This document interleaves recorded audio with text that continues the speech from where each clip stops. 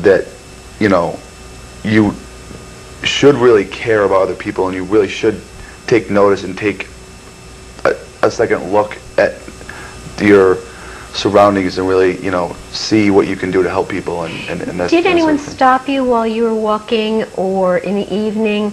Did anyone try to help you, offer you a ride? Anything like that happen? A couple of people at work actually driving by us saw us and like asked us if we needed a ride, and we said politely no, no, because we're really trying to do this for real. I see, but no one else, no neighbors around the neighborhoods that you walked, no one questioned you? They basically ignored us, like they were in their own world, and that's kind of what I was getting at. Is just that they just don't take notice of. And I think it was pretty interesting, because there were two people who kind of noticed, and you could tell the difference between who noticed and who didn't, or who was ignorant and who wasn't of the situation. Yeah. There was actually a guy working at the gas station that kept asking about, you know, what was going on, where were we going, why do we have backpacks, and you know, he actually, you could tell, picked up on our situation, and his reaction was very interesting, because he, you know, at one point Jason was frustrated because he couldn't afford, you know, with the money that we were planning to spend, a Snickers bar, $2 a day, and he willingly said, oh, you know, that's okay. And I mean, things like that, or willingness to lend us money. They could see that we weren't begging them necessarily, but that we were trying to make it.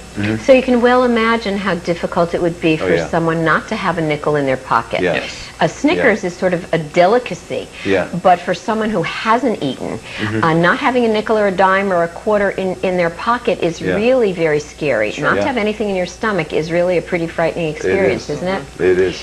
So what did you find was to be the most crucial elements to life on the streets? What might have been scary, was scary? You mentioned about finding a place to sleep and not having enough to eat. What were other things that bothered you emotionally about being on the streets? Was there a fear?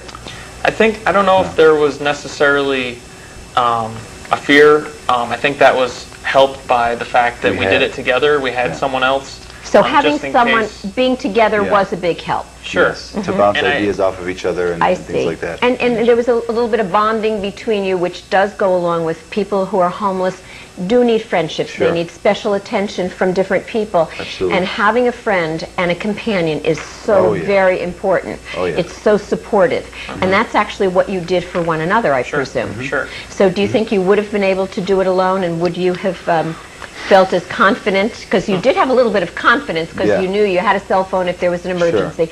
Again, however, you could see where not having a cell phone, not having any money in your pocket, how frightening that can be for people. I think it would certainly break you down a whole lot quicker, and certainly that fear would kick in a lot more than it did with us, and I think that fear would almost lead to a survival mode, and you know, you would just do anything almost to either get out of it or to adapt to your So what you're saying is you can see there could be desperation. Oh, absolutely. And that people could do things that perhaps normally they would not do, but because they're so hungry or so exhausted and they have no support system, that there could be a desperation, and sometimes illegal things could happen. I think you could, that was a big thing. And I think you could definitely see that, because we even noticed within ourselves, granted we had the confidence you mentioned, but we noticed that very quickly our minds and our bodies adapted. It was actually quite eerie that you really literally said to yourself, after the first night when you were saying,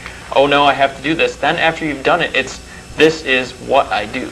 Yeah. And you identify with it. You say, now, you don't think, you know, which bed in my house am I going to sleep in? You think, where is my bed? Or, well, what should I have in my refrigerator? Right. How far should I walk to get food? You know, is it worth it? Do I have enough money?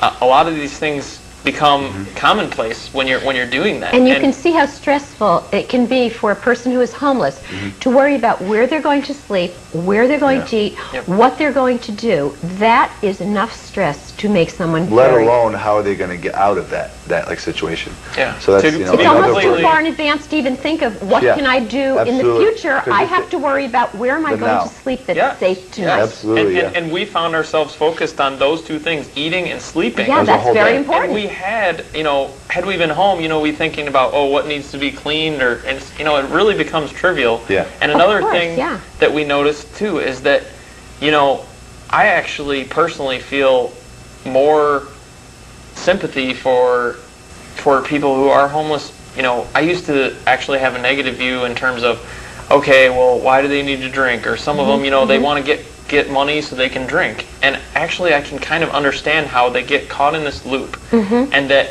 maybe they didn't first think to drink, but I could see how, when our feet are sore, when we Frustration, have the discomfort, issues, the fear, the stress. how it can drive you into that direction. Well, that's very meaningful for other people to know and to see that that's more explainable because of the things that you two went through. Yeah. Talk a little about why you started coming to the Soup Kitchen and what you found at the New London Community Meals Center, commonly known as the Soup Kitchen in New London. I started to come there through some friends at work that I met, and so I just thought that it was a great thing to do. It was, not that many hours in the week, and all my friends did it, so I was like, yeah, I'll just go and check it out. And when I first went there, it was scary to say the least at first, just to see all these people who did not have a home, and just to see on the surface level, what it seemed that they went through. And I really had no clue what they really went through until I did this.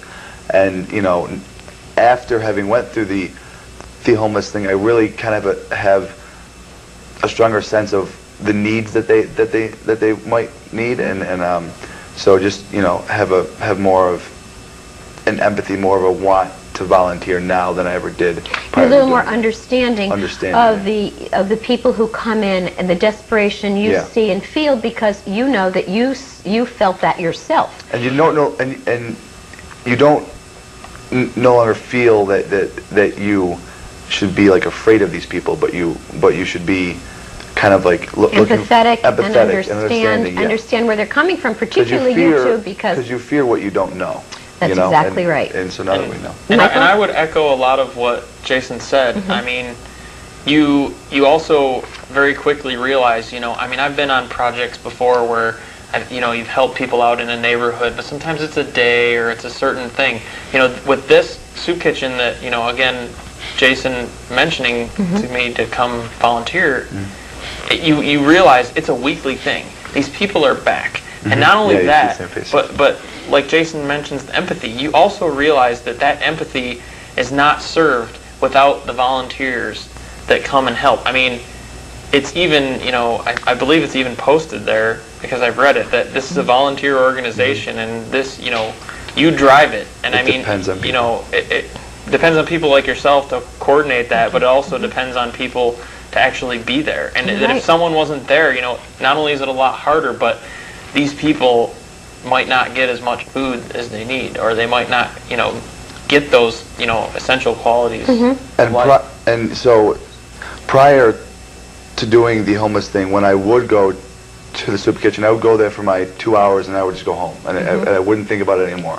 But now when I go, you really do feel for those people when you leave that place and you get in your car and you go home and you turn on your TV, because they're not doing that. They're going out on the streets, and to know that side really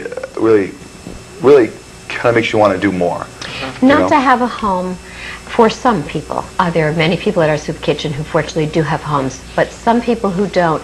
You think of not having a home to go to like you do, not turning on the television, not going into your refrigerator, or not even stopping on the way in your